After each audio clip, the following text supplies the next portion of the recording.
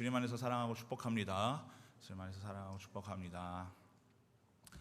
제가 이전에 한 10년 전에 한번 그 사고를 한번 당한 적이 있습니다. 그때 만나던 당시에 그 교제하던 그 자매와 함께 이제 그 밤늦게 이제 데이트를 하고 마치고 이제 집에 돌아가는 그런 귀갓길에 그 졸음 운전을 이렇게 하게 된 경우였던 기억이 있는데요.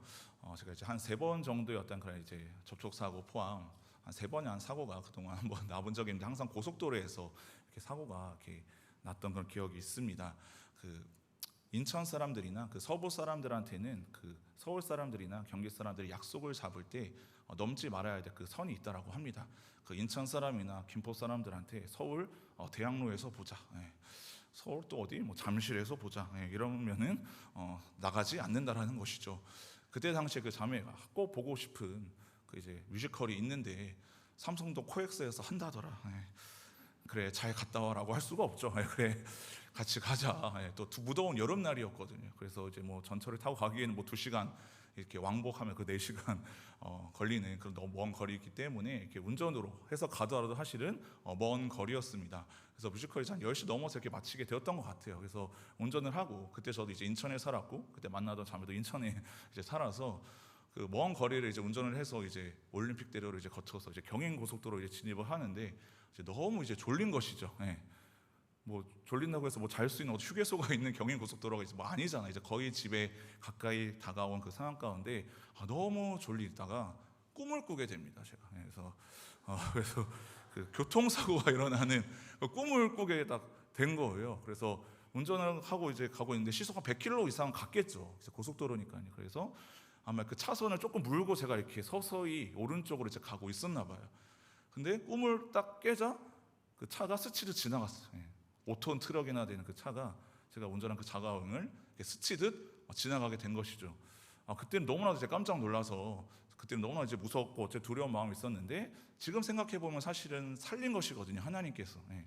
제가 계속해서 졸음운전을 했으면 아마 이제 벽을 받아서 아마 이제 전복이 되거나, 아니면 더 차선에 더 많이 아마 몰렸으면은 뒤에 오던 트럭이 더 정면으로 부딪히게 되었었겠죠. 물론 이제 문짝 2개를 이제 교체를 하게 됐지만 스치듯 지나갔기 때문에 제가 또 핸들을 꼭 붙잡고 있어서 다행히 이렇게 큰 사고로, 생명이나 어떤 이제 큰 사고로 이어지지는 않았던 그런 기억이 있습니다. 그때 이후로 이렇게 운전을 하는 게 이제 두렵더라고요. 이제 피곤할 때 운전대를 잡는 거, 졸음이 쏟아질 때는 아무리 어떠한 행동을 해도 잠에서 깨는 게 쉽지가 않거든요. 그만큼 이렇게 잠이 든다는 거, 물론 잠은 하나님께서 우리에게 주시는 또 선물이기도 하지만 어느 때에 잠이 드는 게 또 우리는 경계해야 되고 피해야 되는가. 운전할 때 잠깐이라도 한눈을 팔거나 잠이 들면은 나뿐만이 아니라 다른 사람들의 생명까지도 위협할 수 있는 그러한 것이 여러분 졸음 운전입니다. 그래도 감사했던 것은 핸들을 꼭 붙잡고 있었기 때문에 제가 살 수 있지 않았을까. 우리들도요, 영적인 세계에서도 잠들 때가 여러분 참 많이 있습니다. 물론 물리적으로 지금 여러분들이 설교 때 조는 것도 영적인 잠과 육체적인 잠을 포함하기는 하지만, 믿음 생활을 함에 있어서도요, 잠들지 말아야 될 때 잠이 들게 되면은 크나큰 사고가 일어나게 될 그 위험성이 있습니다. 그때 우리는 어떻게 해야 됩니까? 물론 졸 수가 있습니다. 인간의 체력은 한계가 있고, 우리의 믿음도 하나님께서 우리를 완벽한 하나님의 말씀으로 예수 그리스도의 십자가의 보혈로 우리를 구원해내 주셨지만, 우리의 믿음 자체는 완벽하지는 않거든요. 그래서 때로는 흔들릴 때도 있고요, 잠들 때도 있고요, 그렇게 방황할 때도 있을 때 우리는 어떻게 해야 되는가?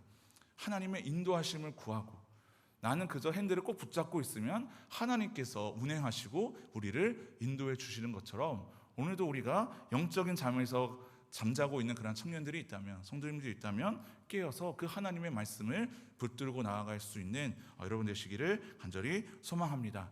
우리가 지난 이제 한 달 동안, 그 전에 또 상반기 동안 창세기 말씀을 통해 아브라함, 또 지난 수련회 동안에는 개회 예배, 폐회 예배 두 날의 저녁 집회 동안에 아브라함과 또 야곱의 이야기, 또 때로는 이삭의 그 말씀, 또 요셉의 그 말씀 우리가 보았는데요.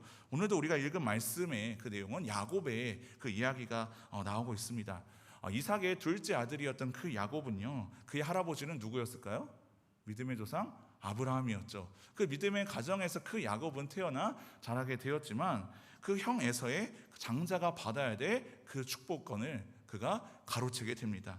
늘 강교했고 야비했고 이기심이 많았던 그 야곱은요, 그 이제 형의 그 축복을 빼앗아 도망을 하게 되죠. 그 형의 어떤 그 죽음의 위협으로부터 벗어나기 위해 무려 20년 동안이나 집을 떠나서 방황하며 살아가게 됩니다. 근데 이제 하나님께서 그를 돌아오게 하십니다. 다시 내가 너를 고향 땅으로 이끌어내겠다. 400명의 군대를 이끌고 자신을 향해 다가오는 형 에서의 소식을 듣게 된 그 야곱은 어떻게 됩니까? 두려움과 공포에 긋던 그 자리에서 하나님과 씨름하면서 하나님과 대면하여 보면서 자신을 살려달라고, 자신에게 복을 달라고 그렇게 하나님 앞에 간구했던 그 야곱. 그래서 그 기도가 여러분 어떻게 됩니까? 응답이 이루어지죠. 사실 그 형 에서는요, 그를 어떻게 보면 죽이려고 찾아왔다기보다는 어떻게 보면 그를 환영해주기 위해, 만나기 위해 나왔을 가능성이 큽니다. 이미 그 형 에서의 그 마음을, 그 분노를 가라앉게 하셨던 그 하나님께서는 이제 그 형과 그 야곱 동생이 화해를 이루게 됩니다. 하나님의 놀라운 큰 은혜를 경험한 그 야곱은요, 이제 하나님 안에서 믿음 생활을 충실히 잘 해야 했습니다. 아까 제가 와서 들었던 것처럼 야곱이 20년 만에 이제 돌아오게 됐을 때에는 이제 많은 부하 또 많은 가족들을 홀로 떠났을 때, 홀로 집을 가출했을 때와는 달리 이제는 안정된 삶을 살게 되었고, 하나님께서 그를 다시 약속의 땅으로 부르셨기 때문에 그 자리로 돌아오게 되었던 것이죠. 창세기 31장 13절 이렇게 나와 있습니다. 나는 베델의 하나님이라. 내가 거기서 기둥에 기름을 붓고 거기서 내게 서원하였으니 지금 일어나 이곳을 떠나서 내 출생지로 돌아가라 하였느니라. 베델은 하나님의 집이라는 뜻을 가지고 있는 그러한 뜻이죠. 그때 이제 형 에서로부터의 어떤 그런 죽음의 그 위협에서부터 벗어나기 위해 집을 떠나서 가출했던, 그리고 그 광야 가운데 돌 베개를 자고 잠자고 있었던 그 야곱에게 하나님께서 비전을 보여주셨죠. 하나님께서 꿈을 그에게 주셨던 것이죠. 그와 함께 하셨던 그 하나님 앞에 야곱은 서원, 하나님 앞에 약속을 합니다. 하나님, 제가 이곳에 베델이라는 하나님의 그런 집을 짓고 다시 제가 이곳으로 돌아오겠습니다. 자기 스스로 하나님 앞에 약속했지만 20년 동안 그 약속을 잊었던 그 야곱에게 하나님께서 나타나셔서 나는 어떠한 하나님이라? 나는 베델의 하나님이라. 너가 다시 이곳에 돌아오겠다라고 약속하지 않았느냐, 서원하지 않았느냐, 이제 내가 내 출생지로 다시 돌아가라 하나님께서 말씀을 해주십니다. 이제 20년 만에 형 에서와도 화해를 했고요, 하나님께서 그 약속을 깨우쳐 주셔서 이제 다시 출생지로 돌아가 그 어려운 시기에 하나님께서 만나 주셨던 그 베델에서 하나님을 기쁘시게 하는 영광스러운 어떤 그런 삶을 그가 회복했어야 했습니다. 그런데 야곱은요, 성향이 어떻습니까? 성품이 굉장히 강교하고 사기를 잘 치고 이기적이고 자기밖에 모르는 그러한 야곱. 이제 모든 것을 어떻게 보면 다 이룬 그러한 상황입니다. 자신의 가장 발목을 잡았던, 자신의 큰 상처였던 그 에서의 형 에서의 죽음의 유혹으로부터도 이제 벗어나게 되었습니다. 은혜에 이르게 되었죠. 하나님의 놀라운 그 은혜가 충만하게 임한 그 자리 가운데 야곱은요, 어떠한 행동을 하는가? 33장 17, 18절에 이렇게 나와 있습니다. 야곱은 숫곳에 이르러 자기를 위하여 집을 짓고 그의 가축을 위하여 우릿간을 지었으므로 그 땅 이름을 숫곳이라 부르더라. 야곱이 밧단 아람에서부터 평안히 가나안 땅 세겜 서금에 이르러 그 성읍 앞에 장막을 치고, 지금 어디에 이르렀습니까? 베델에 이른 것이 아니라 지금 평안히 가나안 땅 세겜 성읍에 이르러 세겜 지역이라는 곳에 그가 이르게 됩니다. 왜 거기에 그가 나아가게 됐을까? 베델이 아닌 세겜으로 나아간 그 이유가 있습니다. 왜냐하면 거기가 살기 좋았던 곳이었기 때문입니다. 말씀을 내려줄게요. 좀 비슷하지 않습니까? 누가 이러한 경험을 했죠? 그의 할아버지 아브라함도. 하나님께서 약속한 그 가나안 땅 하나님께서 인도하셨지만 그는 중간에 하란에 거류하였더라. 정착했더라. 또 그 가나안 땅에 임했지만 거기는 살기 좋았던 땅에 자기 눈에는 그렇게 보이지 않았기 때문에 다른 이방 민족들이 이미 거류하여 살고 있었기 때문에 가나안 땅에 거류했던 것이 아니라 어디로 내려갔습니까? 점점 남방으로 내려갔더라. 살기 좋은 애굽 땅으로 그가 내려갔다. 아브라함의 그 모습이 지금 그 손자 그 야곱에게도 나타나게 된 것이죠. 하나님께서 이르라고 한, 자기 스스로 하나님 앞에 서원하고 약속했던 베델로 나아간 것이 아니라 살기에 좋은, 눈에 보기에 좋은 세겜 땅에 나아가게 된 것입니다. 근데 그곳에서 여러분 어떠한 일이 벌어졌는가? 오늘 우리가 35장의 말씀을 읽었지만 34장의 말씀을 읽어보면 그곳에서 놀라운 사건이 일어납니다. 야곱에게는 12아들뿐만이 아니라 한 명의 딸 디나라는 사람이 있었습니다. 그 딸 디나가 그 세겜 성읍에 나아가게 됩니다. 어떻게 보면 화려한 도시입니다. 뭐 어떠한 홍대 같은 걸 수도 있고 강남 같은 곳일 수도 있고 모두가 다 부러워할 만한 그러한 세상 문화가 풍족한 그곳에 그 세상 사람들이 구경하기 위해 한마디로 외출을 나가게 되자 거기서 봉변을 당하게 됐는데 그곳 지역 사람으로부터 성폭행을 당하는 그러한 어떤 끔찍한 그 사건이 일어나게 됩니다. 34장 1, 2절 이렇게 나와 있습니다. 제가 읽어드릴게요. 레아가 야곱에게 낳은 딸 디나가 그 땅의 딸들을 보러 나갔더니 히위 족속 중 하몰의 아들 그 땅의 주장 세겜이 그를 보고 끌어들여 강간하여 욕되게 하였다. 아버지로서 딸이 이러한 사건을 당한 것은 굉장히 절망적인 그런 아픔의 사건이죠.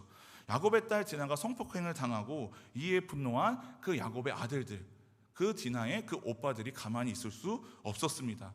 그래서 이때 당시에는 뭐 어떤 그런 뭐 법치 사회도 아니었고 뭐 치안을 유지하는 뭐 경찰이 있거나 뭐 판사가 있거나 그런 상황이 아니었기 때문에 자기들 스스로 그 딸 디나를 어떻게 보면 동생 디나를 복수를 하기 위해서 그 동생 디나를 성폭행한 그 사람들을 복수하기 위해서 살인을 저지르게 됩니다.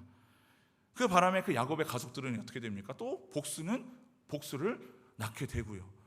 여러분 그 테이큰 그 영화 보셨습니까? 거기 보면은 그 이제 그 아버지가 그 딸이 어떻게 납치를 당하게 되자 그를 구해낼 뿐만이 아니라 그 사람들을 다 어떻게 합니까? 다 몰살시켜 버리죠.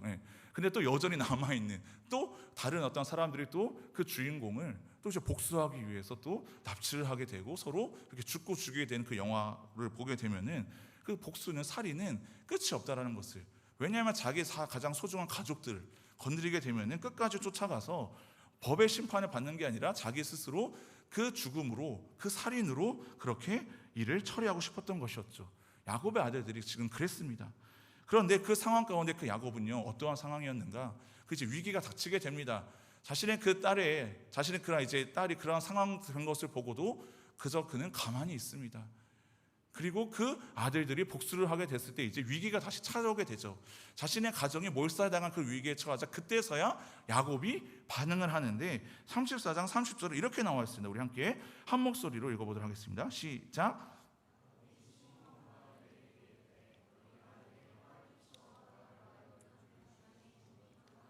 족속과 브리스 족속에게 악취를 내게 하였도다. 나는 수가 적은즉 그들이 모여 나를 치고 나를 죽이리니 그러면 나와 내 집이 멸망하리라. 자신이 사랑하는 딸 디나가 성폭행에 당했을 때 아무런 것도 하나님 앞에 구하지 않았거든요. 기도하지 않았던 그 야곱. 근데 비로소 자기가 위기가 닥치게 됩니다. 야곱의 아들 가운데 실므온과 레위가 앞장서서 그렇게 복수살인을 벌이고 나자 지금 누구를 책망합니까? 그의 아들을 책망합니다. 너네들이 그 살인을 저질러서 복수를 했기 때문에 지금 내가 죽게 되었다. 우리는 수가 적은데 우리가 그들을 어떻게 이길 수 있겠냐? 나와 내 집이 멸망하리라. 여전히 자기 자신만 생각하는 이기적인 야곱, 인간적인 판단과 두려움으로 그 아들들을 책망합니다. 자신의 생명과 그 재산이 더 중요했던 것이죠. 육신의 죽음은 두려워 떨면서도요 지금 하나님께서 약속하신 그 가나안 땅, 그 베델로 나아가지 않은 그 야곱은요 영원히 죽어가는 것은 아직도 여전히 감을 잡지 못하고 있는 거예요. 그 아픔 가운데, 절망 가운데 이미 하나님과 대면하여서 씨름하면서 그 기도 응답을 경험했던 그 야곱이었는데 지금도 어떻게 보면 큰 위기 앞에 자기가 사랑하는 그 가족들의 위기 앞에서는 저런 영적으로 깨어서 기도하지 않는 그런 이기적인 모습입니다. 근데 간교했고 이기적이었던 그 야곱이 이제 자신한테 그 위협으로 다가오자 그때서야 지금 어떠한 반응을 합니까? 하나님께 기도하는 것이 아니라 오히려 그 자신의 아들들을 책망합니다. 여러분 야곱이 머물러야 할 곳은 여러분 어디였습니까? 베델이었습니다. 베델. 근데 지금 어디에서 그 화를 당하게 됩니까? 세겜입니다. 자신의 눈에 보기에 좋았던 땅. 이제 내가 하나님의 은혜를 받았으니 내가 가장 고질적인 어떤 문제가 이제 해결받았으니 자신의 또 판단대로 자기가 자신의 삶의 주인 되어서 가나안 땅 베델이 아닌 세겜에 머물렀던 그 야곱의 모습, 하나님은요 다시 한번 그 영적으로 잠들어 있는 그 야곱을 지금 깨우신 것입니다. 위기에 처한 그 야곱에게 하나님이 어떻게 지금 찾아오셨습니까? 오늘 우리가 읽은 45장 1절 상반절 이렇게 나와 있습니다. 하나님이 야곱에게 이르시되 일어나 베델로 올라가서 거기 어떻게 하라? 거주해라. 베델로 올라가라. 하나님의 집으로 너가 나아가라. 하나님이 그에게 상기시키고자 하는 것은 여러분 무엇이었을까요? 35장 그 2절 하반절 이렇게 나와 있습니다. 내가 내 형 에서의 낯을 피하여 도망하던 때에 내게 나타나던 하나님께, 그 하나님을 기억하라는 것이죠. 형 에서의 그 축복을 빼앗아서 목숨을 지키기 위해서 집에 그 도망쳐 나오고 가출했던 그 야곱에게 나타내 주셨던 그 하나님, 인생에 있어서 가장 큰 위기 앞에 이제 하나님이 누구신지 처음 그가 대면하게 됐을 그 순간을 너가 다시 한번 깨닫고 그곳으로 나아가야 되지 않겠느냐. 이제 내가 그토록 원하던 기도도 내가 응답해줬고 모든 것을 다 해결해줬는데 너는 지금 어디에 있냐 하면서 지금 야곱을 하나님께서 그렇게 깨우시는 것이죠. 이런 하나님의 명령에 야곱은 여러분 어떻게 반응합니까? 드디어 비로소 자신이 사랑하는 그 가족이 위협을 당한 자가 아니라 자기한테 위협이 당하니까 그때서야 하나님의 그 명령에 이렇게 응답을 합니다. 2절 말씀입니다. 야곱은 이에 자기 집안 사람과 자기와 함께한 모든 자에게 이르되 너희 중에 있는 이방 신상들을 버리고 자신을 정결하게 하고 너희들의 의복을 바꾸어 입으라. 총 3가지를 그 야곱이 결단을 합니다. 세겜에 이르렀을 때 그 야곱은 단순히 그 거주 이전에 어떤 그러한 문제 차원은 아니었습니다. 이미 그가 집안의 모든 이방 신상을 갖고 있었다라는 것이죠.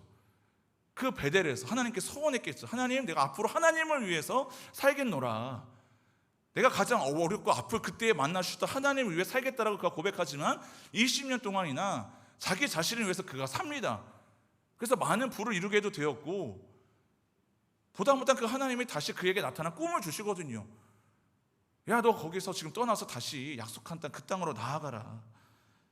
근데 나아가지 않고 위기가 당하자 다시 그 하나님의 명령에 이렇게 순종을 합니다. 이젠 제가 구체적으로 결단하겠습니다. 이방 신상들을 이때 당시에 여러분 버린다라는 것은요, 물질과 풍요의 상징인 이방 신상들, 항상 성경 말씀을 보면요, 우상을 섬길 때 제가 말씀드리죠. 하나님을 버리고 우상을 섬겼던 게 아니에요. 하나님도 하나님대로 그냥 믿고 예배 드리면서 세상 사람들이 추구하는 그 가치관, 왜냐하면 먹고 살아야 되니까.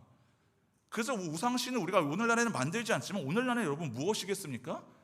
물질 만능주의, 돈 버는 거, 자본주의에 잠식되어 있는 나의 어떤 그 가치관, 세상 사람이 똑같이 살아가는 그러한 방식들, 그것을 지금 우리가 버려야 된다는 겁니다. 그리고 2번째, 가족들을 정결하게 할 거 무엇입니까? 하나님을 예배하고 몸과 마음을 거룩하게 하는 거, 우리의 생각과 우리의 마음과 우리의 태도와 우리의 언행까지도. 3번째, 의복을 바꾸어 입는다는 건 무엇입니까? 익숙한 그 세상 문화, 세계 문화를 버리고 새로운 삶을 향한 그 변화를 날마다 추구하는 것입니다. 우리는 세상과 동떨어져서 살아갈 수는 없습니다. 그러나 우리는 세상에 영향을 받으면서 살아가면 여러분 안 됩니다. 우리는 하나님 나라의 백성이기 때문이죠. 세상으로 하나님께서 우리를 보내셨습니다. 그렇다고 우리는 세상에 영향을 받는 자로 살아가는 것이 아니라 세상을 변화시켜야 되는 자로 살아가야 되는 것이죠. 무엇으로요? 하나님의 말씀으로, 복음으로. 우리가 수련회를 은혜롭게 여러분 잘 마쳤으면요, 그래, 수련회를 은혜롭게 잘 마쳤으니 감사하다, 물론 중요한 하나님 앞에 고백이죠. 근데 그것으로 끝나면 안 된다라는 겁니다. 몇 년 전에 그 기독신문의 그 기사를 봤는데, 저희 교단의 그 신문이거든요. 어떠한 분이 이러한 글을 쓰셨어요. 한국교회의 가장 큰 그 위기가 닥쳐오게 된 그 원인 중에 그 하나는 이 다음 세대를 위해서, 주일학교를 위해서, 교회를 학기 위해서 열심히 여름 성경학교, 여름 수련을 하고 나서 이것을 했기 때문에 흔들리는 것이다. 그게 뭐냐? 격려하는 회식, 이제 마무리한다라는 것이죠. 물론 필요합니다. 격려하고 감사하면서 같이 식탁에 그릇을 나누는 거 필요한 일입니다. 근데 그것을 끝으로 생각한다는 거죠. 1년 농사 중에 가장 중요하니까, 그거 무사히 마쳤으니까, 부교육자들이, 목사들이 이제 잘 끝났으니까 그래 축하하면서 격려해 주면서 그렇게 마무리되는, 사실은 여름 수련회는, 겨울 수련회는요 여러분 끝이 아니거든요. 시작이어야 되거든요. 시작. 근데 끝인 것처럼 착각하게 되는 거예요. 거기에서 그래 이제 됐으니까. 그때 영적으로 가장 잠들어 있을 때거든요. 은혜를 받았을 때 하나님 앞에 결단해야 되고 헌신해야 되는데 그것을 놓친 것이죠. 지금 야곱이 그러한 경우를 여러분 범하게 됩니다. 하나님께서 그를 살려주셨지만 이제 살려주셨으니까 자신의 눈에 좋게 보이는 것을 선택을 하는 것이죠.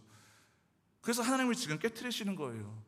그래서 이번 수련회 제가 하지 않은 어떤 거 하는 것을 이번에 권면을 한 것이죠. 그래, 수련회 이튿날 밤 큰 은혜를 받고 같이 또 교제를 하면서 밤새서 노는 거 좋죠. 중요하죠. 근데 제가 이번에는 부탁을 했어요. 이번에는 밤새서 한번 놀아보지 말고 한번 우리가 자고 나서 그 다음날 토요일 일정도 성실하게 잘 한번 소화를 했으면 좋겠습니다. 근데 대부분 이렇게 많은 청년들이 순종해서 얼마나 감사한지, 영적으로 깨어있는 자리니까, 은혜를 가장 많이 받았으니까, 저의 말에 힘이 있어서 여러분 순종한 것이 아니라 하나님의 말씀에 저는 순종을 했다고 생각을 합니다. 근데 청년들 그러한 목소리가 들려와요. 물론 같이 밤새서 놀지 못한 것은 아쉬움은 있지만, 인간적인 어떤 아쉬움은 있지만, 그 토요일에 그 마지막 폐회 예배를 하나님 앞에 기쁨으로 온전히 영광스럽게 올려드렸거든요. 그러고 나서 청년 3명의 간증으로, 기도로 우리가 그 수련회를 마무리하게 됩니다. 근데 그 마무리가, 수련회는 끝났지만 앞으로 그렇게 살아가겠다는 어떤 결단과 고백이 여러분 가운데 있어야 된다는 거예요. 그래서 뭐 은혜 많이 받은 세 사람을 그 간증자로 세운 게 아니라 우리가 그렇게 살아야 된다. 예배를 드리고 나서 그 주말의 끝에 4시간 하나님 앞에 드렸으니 그래 이제 월요일부터는 또 힘겨운 어떤 직장에 나가고, 나를 위해서 어떤 학업의 자리에 나가고, 나를 위해서 그 세상 가운데 나아가는 것이 아니라 한 주의 시작을 하나님 앞에 예배를 올려드렸으면 월요일부터 토요일까지도 하나님을 위해 살아가야 되는 거. 우리가 일주일에 하루 물론 시간을 내어서 예배하고 봉사하고 섬기는 것이 여러분들한테는 굉장히 중요한 일이고 가치 있는 일이고 대단한 일입니다. 근데 그것으로 그냥 끝나면요, 그건 그냥 적당한 믿음이, 사실 적당한 믿음이란 건 여러분 없어요. 99%의 순종이 있으니까 없습니다. 순종은 오직 100%입니다. 하나님의 말씀 앞에 내가 순종하느냐 안 하느냐, 그것밖에 없습니다. 일주일에 하루 우리가 하나님 앞에 예배했다고 해서 나머지 그 시간이 나에게 주어진 것은 여러분 아닙니다. 하나님께서 우리를 부르셨기 때문이죠. 무엇 때문에 부르셨습니까? 하나님 나라의 확장을 위해, 영혼 구원을 위해. 우리를 먼저 낸 자를 하나님께서 불러주셨으면 그 하나님의 사명에 따라 우리가 살아가야 되는 것이죠. 그것을 야곱이 여러분 놓치게 됩니다. 놓치게 된 근본적인 원인, 세계 문화에 정착했기 때문에, 세상 가치관에 잠식되었기 때문에. 그래서 우리는 하나님의 말씀에 순종하기 위해서 무엇부터 해야 됩니까? 내가 버려야 될 것은 무엇인가? 내려놔야 될 것은 무엇인가? 끊어야 될 그 죄는 무엇인가? 하나님 앞에 엎드려 내가 회개해야 될 그 죄, 돌이켜야 될 그 죄를 하나님께서 우리에게 보게 하시는 것이죠. 생각으로만 변화가 일어나는데 삶의 변화가 일어나지 않는다면 그것은 여러분 순종이 아닙니다. 항상 제가 이야기를 합니다. 주일에 나와서 예배드려서 은혜 받는 것, 그것이 여러분과 무슨 상관입니까? 은혜를 받는 게 우리의 삶의 여러분 목적입니까? 위로를 받는 게 우리의 삶의 여러분 목적입니까? 하나님께서 우리를 그렇게 짓지 않으셨어요. 그저 은혜 받고 돌아가서 그래 나머지 일주일은 너 하고 싶은 대로 살아.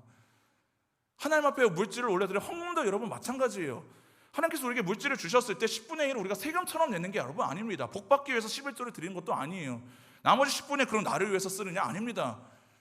10의 10이 다 하나님의 것입니다. 근데 여러분, 그 10의 1조조차 하나님을 향한 그 믿음의 고백으로 하나님 앞에 올려드리는 그 사람들이 많지 않은 것 같아요. 요즘 젊은이들 가운데. 아깝죠? 월급의 10분의 1 많습니다. 금액이. 10,000원에 1,000원 드린 건 괜찮아요. 10만 원에 10,000원도 괜찮아요. 100만 원에 10만 원, 그래 눈 감고 할 수 있어요. 1,000만 원에 100만 원? 못합니다. 1억 벌었는데 여러분 1,000만 원 하나님 앞에 드릴 수 있습니까? 못하는 이유가 여러분 뭔지 아십니까? 하나님을 하나님으로 인정하지 않기 때문에.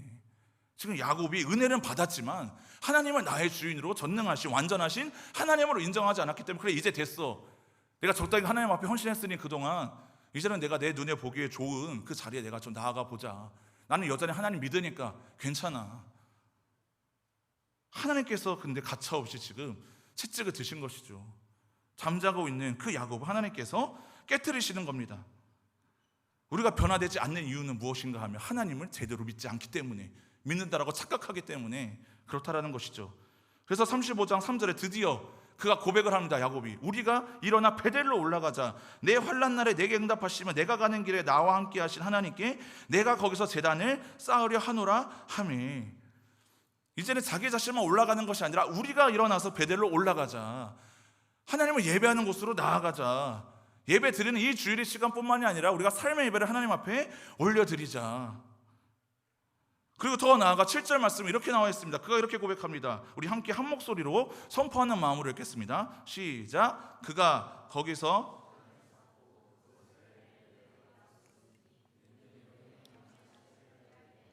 하나님이 거기서 그에게 나타나셨음이더라. 비슷한 말씀이 반복되는 것 같아요. 차이가 있습니다. 우리가 그곳을 이제 무엇이라 불렀으니 엘베델. 여러분 엘이 뭐예요? 하나님. 베델은 하나님의 집. 그럼 무슨 뜻입니까? 엘베델.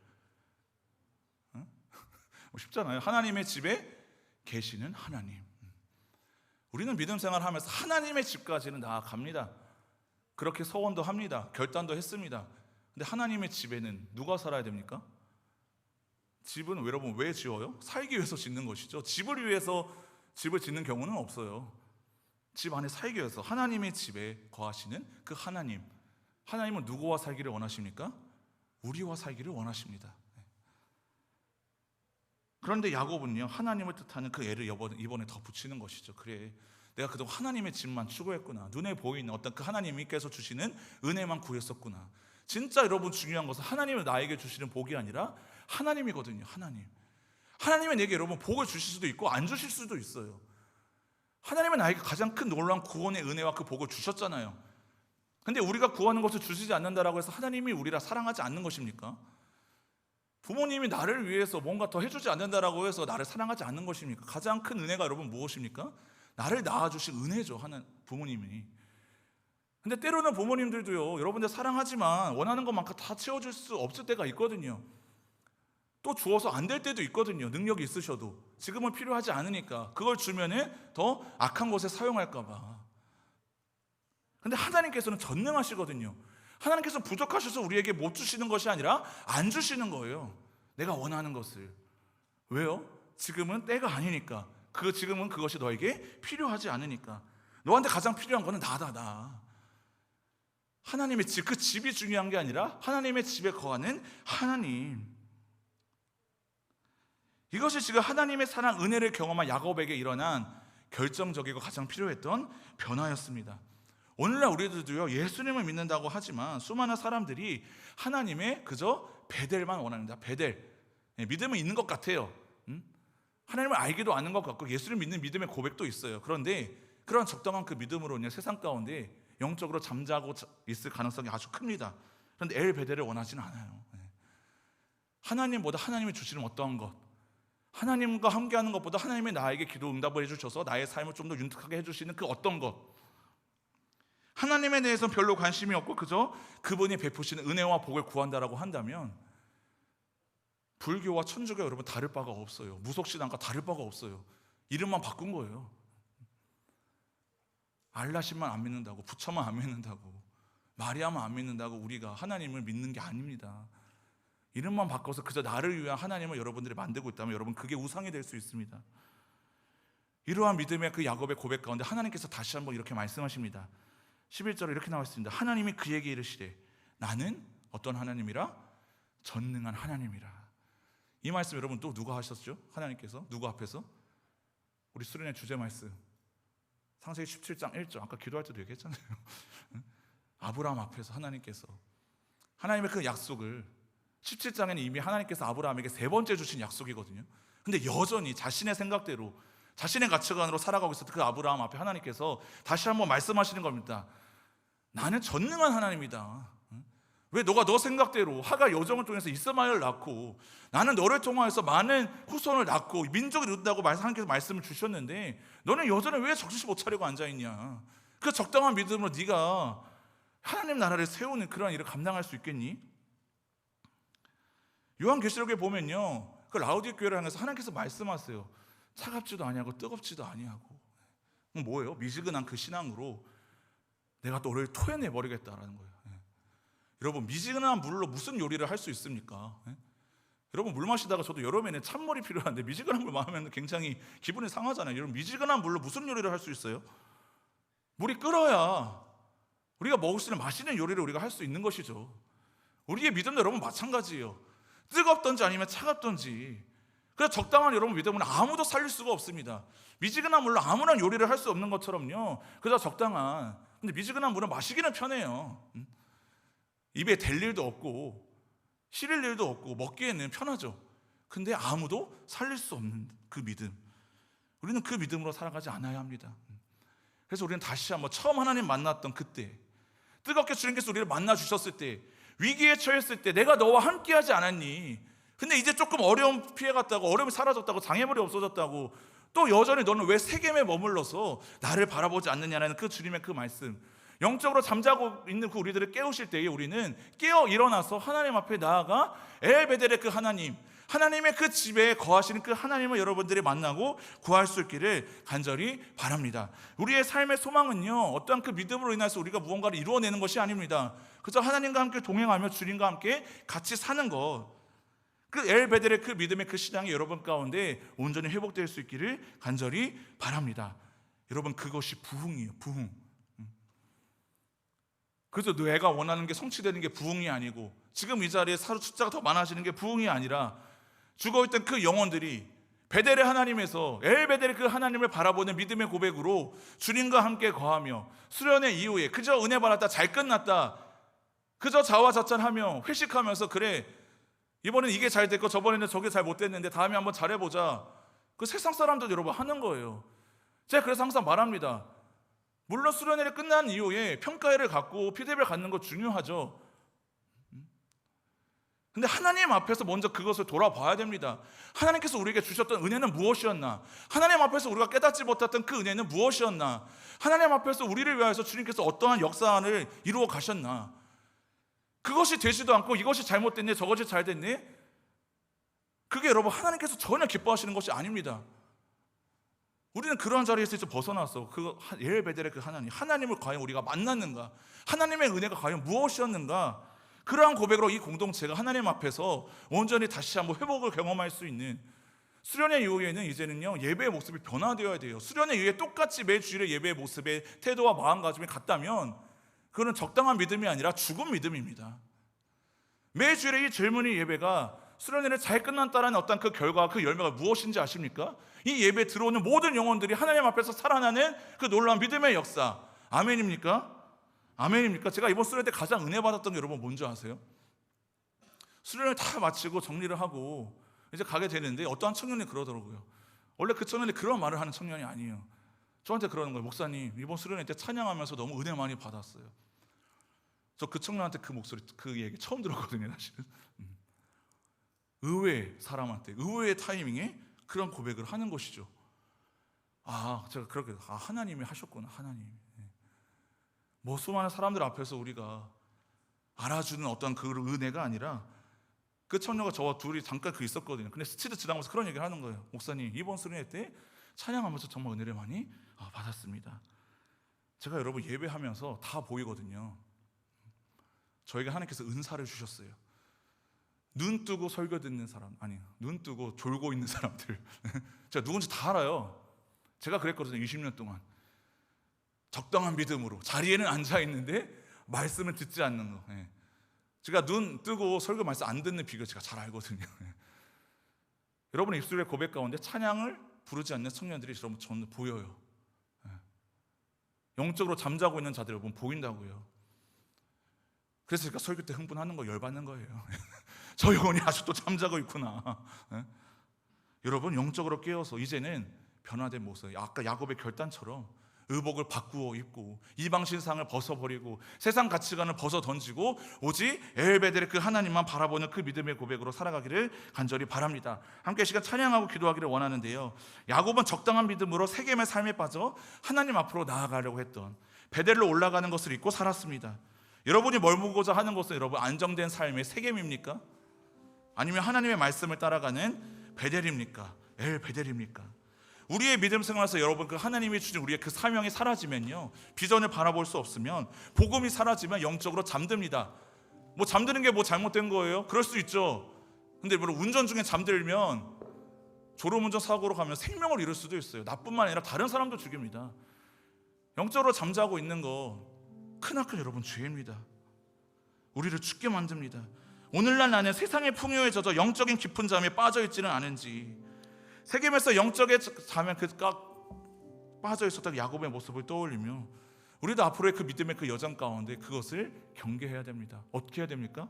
늘 항상 하나님의 말씀 안에 거하는 삶, 베델에 머무르는 것이 아니라 엘베델로까지 나아가는 그 하나님과 함께 동행하며 하나님께서 주신 그 약속의 말씀을 붙잡고 야곱처럼 한번 하나님과 한번 씨름하면서 대면하면서 하나님 앞에 간구했던 그 기도의 경험이 있다면, 처음 하나님을 만났을 때 그 감격에 여러분 다 있습니다. 하나님을 만났다면, 그 감격이 여러분 아직 없다면 아직 예수님 못 만난 거예요.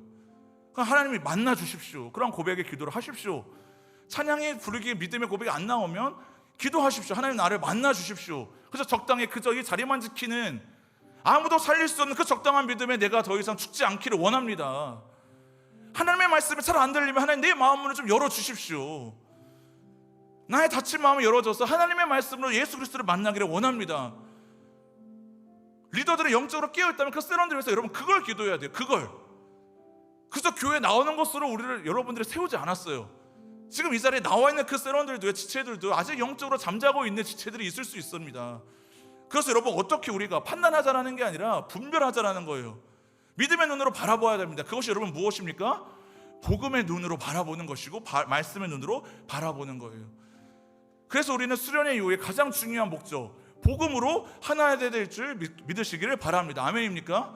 하나님의 말씀이 더욱더 흥왕하여져서 기도의 불씨가 더욱더 커져서 기도하지 않았던 지체들이 금요 기도에 나오는 놀라운 역사. 예배가 그동안 들쭉날쭉했다면 이제는 결단해서 일주일에 최소한 하루라도 하나님 앞에 올려드리는 예배자의 삶.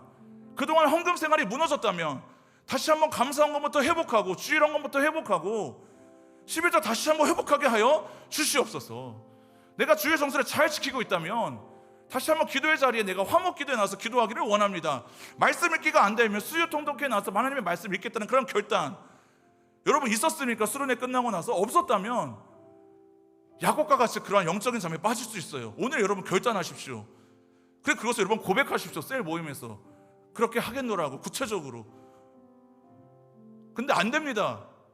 사람의 계획은 안 돼요. 그래서 같이 우리는 영적으로 깨어서 기도하도록 하나님께서 우리를 이 공동체로 불러주셨고 예배할 수 있는 김포 성목교회로 하나님께서 우리를 보내주셨어요. 엘로엘 청년부로 하나님께서 우리를 보내주셨어요. 다시 우리가 하나님의 복음 앞에 말씀 앞에 그저 입으로만 떠드는 그러한 믿음, 적당한 믿음이 아니라 정말로 생명을 살리는 그 복음에 합당한 삶으로 살아가기로 결단하고 이 시간 함께 찬양하고 기도하시겠습니다.